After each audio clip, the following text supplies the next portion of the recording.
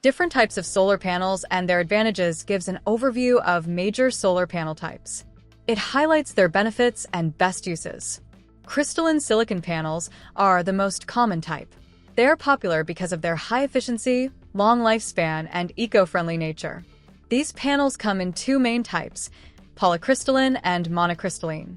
Polycrystalline panels consist of multiple silicon crystal fragments. This leads to more gaps and slightly lower efficiency. However, their lower production cost makes them ideal for homes and small businesses.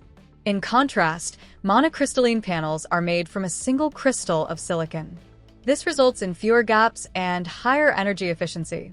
Their sleek appearance and higher performance make them great for commercial installations or spaces where efficiency is key, though they are more expensive.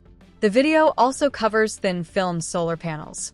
These panels are known for their affordability, flexibility, and good performance in low light.